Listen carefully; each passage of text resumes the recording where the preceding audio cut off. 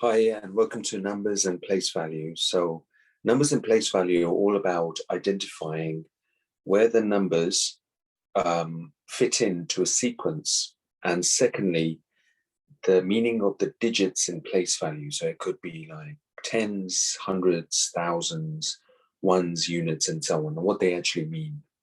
So in this particular question, what numbers will complete the following sequence? Now, from 80 to 70, we just need to work out the difference between 80 and 70. So the difference between 80 and 72, apologies, not 70, 72, is going to be -8. Now, the difference between 72 and 64, again, is going to be -8. So we're going down in eights every single time. And what's 64 take away 8? 64 take away 8. So let's just work this out here.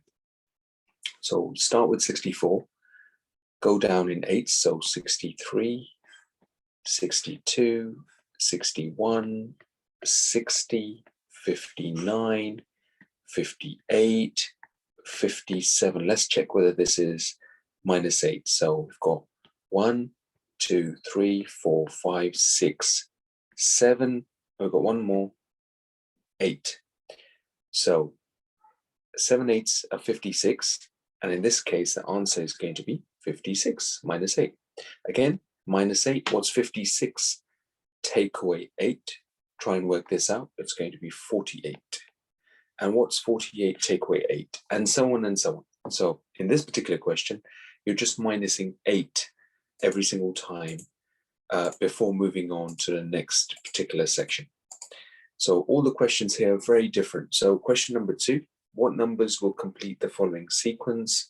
So here we can see that the numbers are going up by adding 50 each time, by adding 50 each time. So here now, we're going to do 350, take away 50. So we're going to the left. So take away 50 each time. What will the answer actually be? So have a go at this. So 350 minus 50. So we just get rid of the 50 in this case, and it becomes 300. 300 take away 50.